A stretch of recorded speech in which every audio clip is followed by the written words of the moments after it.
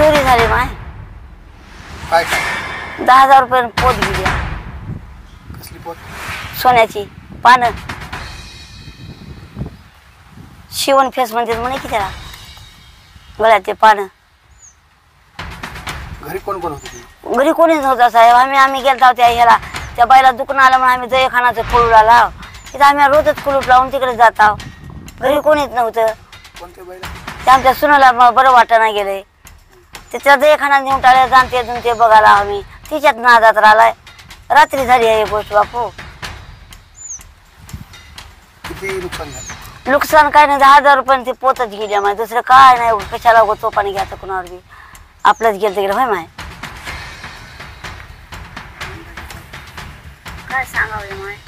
गरीबाला ती धाडी त्या केशूच्या बायकोला हे मुलाला मग ते इकडे तिकडे फोडला ना ते कवाड लावून गेला. आपल्या गावाला काम बी एक नाही. कोणतं काहीच लावणार. रस्ते करणार. चौकात येते हिरा म्हणजे 17 बाळ्या बाबा ते उद्याला करून दे नाही पण ऐकू. लातूरच्या अहमदपूर तालुक्यातील धसवाडी या गावामध्ये मी सध्या आहे आणि या धसवाडी गावामध्ये काल मध्यरात्री चोरांकडून धुमाकूळ माजवण्यात आला आहे. एक नाही दोन नाही तर तब्बल 6 ठिकाणी 6 नागरिकांच्या घरी चोरांनी त्यांच्या घरफोडी करून काही साहित्य पैसे सोनं नाणं सगळं काही लंपास केल्याची घटना घडली आहे. माझ्यासोबत काही येथील नागरिक बोलण्यासाठी आहेत ज्यांच्या घरी चोरी झाली आहे. त्याच नागरिकांसोबत माझा संवाद साधण्याचा प्रयत्न असणार आहे.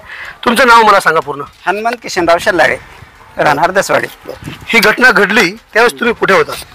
आम्ही बाजूच्या रूममध्ये झोपलेलो होतो. आमची बाहेरून कडी लावली. आम्हाला काय माहीत नाही. पुन्हा 4:45 वाजता उठलो मी. उठल्यानंतर दरवाजा उघडला तर उघडत नाही. नंतर मग खिडकीला आमचं ग्रिल लावलेलं नाही. मग खिडकी उघडून बाहेर आलो मी. तर सर्व ते कपाट तोडलेलं सगळं दरवाजे उघडे.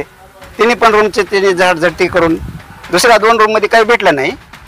एका ह्याच्यामध्ये पैसे आणि सोनं ठेवलेलं ते घेऊन गेले. किती रक्कम होती एकूण? 50,000 आणि 4 तोळे सोनं होतं. 50,000 रुपये आणि 4 तोळे सोनं. एकूण बघितलं तर 5-5.5 लाखाच्या आसपास इतक्या रकमेचा ऐवज जो आहे लंपास करण्यात आला आहे. खऱ्या अर्थानं गावामध्ये CCTV कॅमेरे बसविण्यात आले होते असं म्हणत आलं होतं. नेमकं काय झालं CCTV कॅमेऱ्याचं? त्या ते काही माहीत नाही. बसवले होते का गावामध्ये CCTV कॅमेरे? नाही बसवा. दुसरे नागरिक देखील इथले आहेत माझ्यासोबत संवाद साधण्यासाठी. तुमचं नाव?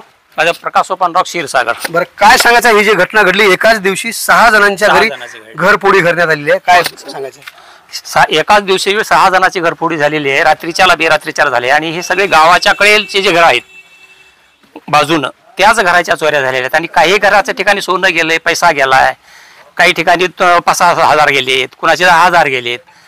तर ह्याच्यापासून काहीतरी संरक्षण मिळावं आम्हाला ग्रामपंचायतकडून मिळेल. शासनाकडून कुठल्या CCTVची व्यवस्था केलेली नाही, कुठं काही अडचण. या सगळ्या अडचणी मूर्त आहे. माझी स्वतःचे 1-2 वर्षाखाली माझी 10-20 भर दुपारी गेली. आम्ही घरी कुणी नसताना. माझं घर मंदिरापाशी आहे. पुन्हा महाग जादूटोना फापूचे प्रकार झाले, गाव पेटलं. तर ह्या सगळ्या गोष्टीला जर CCTV कॅमेरे झाले तर आळा बसेल आणि थोडी सुरक्षितता मिळेल गावाला. धसवाडी हे गाव नेहमीच 4-6 महिन्याला कोणती तरी घटना घडून चर्चेत राहणारं गाव म्हणून ओळखलं जाते. शहरासह ग्रामीण भागात देखील ग्रामपंचायतच्या माध्यमातून CCTV बसविले जात आहेत. परंतु धसवाडी गावाला CCTV कॅमेऱ्याचं संरक्षण नसल्यामुळे ही घटना घडली असावी असाही अंदाज या ठिकाणी नागरिकातून व्यक्त केला जात आहे. पुढे काय प्रक्रिया सुरू आहे? पोलीसवाल्यांना हे कशा पद्धतीने माहिती समजली आणि पोलीस किती वाजता आले, नेमकं काय झालं याच्यामध्ये? नंतर 5 वाजता गणपत पाटलांनी पोलीसवाले फोन केला. मग ते नाईट ड्युटी करून आले होते, झोपलेले होते. त्यांच्या मिसेसने फोन उचलला. त्यांना कळवितो म्हटले. नंतर मग ते 6 वाजता आले. याच प्रकारातील गुन्हेगार शोधणारं श्वान पथक जे आहे लातूर येथून येत आहे असं देखील प्राथमिक स्वरूपाची माहिती माझ्यापर्यंत पोहोचलेली आहे.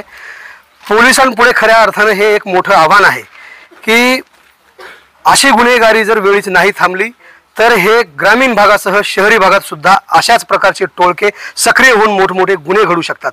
पोलीस कशा पद्धतीने या गुन्ह्याचा छडा लावते हे पाहणं मात्र औचित्याचं ठरतंय. ताजे आणि महत्त्वाचे अपडेट पाहण्यासाठी पाहत राहा आवाज बहुजनांचा न्यूज लाईव्ह करिता शिवाजीराव गायकवाड, अहमदपूर, लातूर. आवाज बहुजनांचा.